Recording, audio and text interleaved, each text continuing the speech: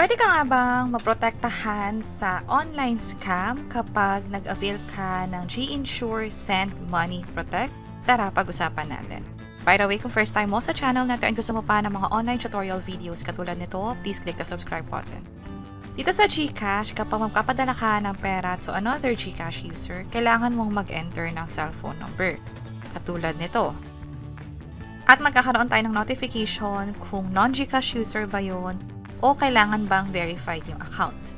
Pero paano naman kung nagpadala ka ng pera at yung kausap mo online, sinabihan kang magbayad na kaagad kahit hindi mo pa nakukuha yung item?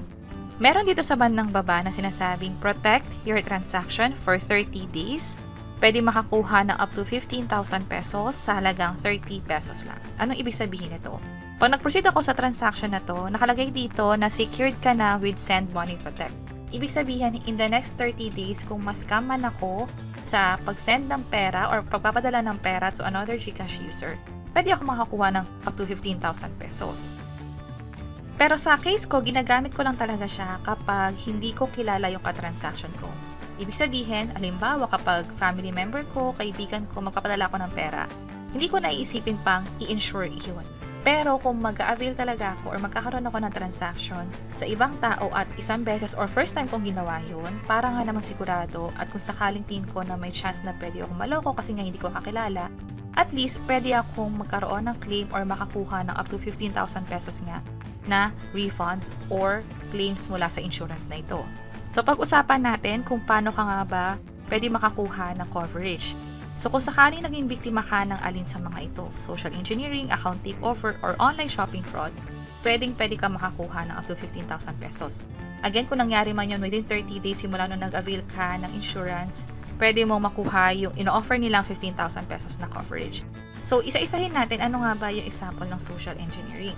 Kung sakali na may tumawag sa'yo at nagpapanggap na taga-bangko daw siya or taga-GCash pala siya at nagpapadala ng pera to this GCash account, and naloko ka, nagpadala ka nga ng pera, pero napatunayan na hindi naman talaga taga-GCash yun or taga-bangko nga, possible, biktima ka na ng social engineering. Hindi lang ito para sa mga representative, maging sa kakilala mo. Halimbawa, nagpapanggap sila ng kamag-anak mo at sinasabi nilang emergency or may urgent na kailangan papadalahan, nagpadala ka ng pera, na-realize mo na yung pinagpadalahan mong GCash account ay nahack pala or hindi talaga sa kakilala mo, pwedeng naloko ka na ng social engineering at pwede mong i-file yung claim na 15,000 pesos.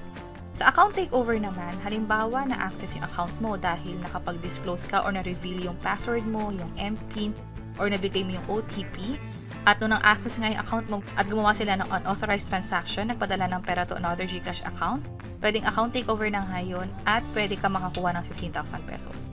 Hindi lang sa pag-disclose ng password or ng OTP. Kahit yung pag-click sa mga email o yung sa mga link na nasa email, o halimbawa may mga app kang na-download na may nag-pop up at na-click mo yung link na yon at nagkaroon ng account takeover na nangyari, ibig sabihin na-access yung GCash account mo at nagkaroon ng unauthorized transaction, considered as scam na yon at pwede mong i-file as claim na nga dito. Lastly, online shopping fraud. Ibig sabihin kung yung website na pinagbilahan mo ay hindi pala legit, peke siya.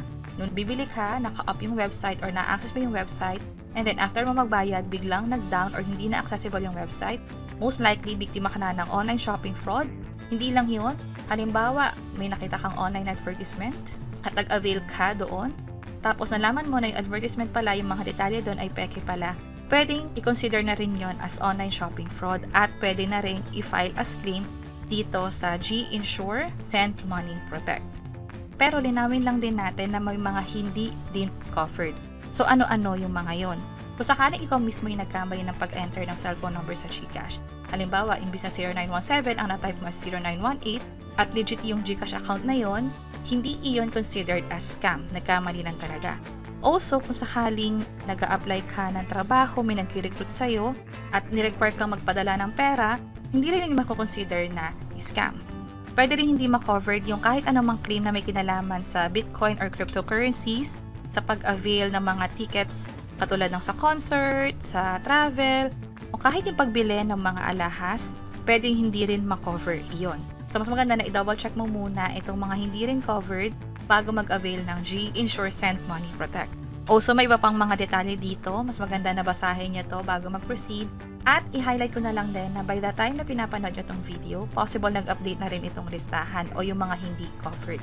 That's why, mas maganda na bago kayo mag-proceed, bukod sa napanood nyo itong video na to, basahin nyo muna kung ano yung mga detalye dito sa Learn More na link or sa group policy natin.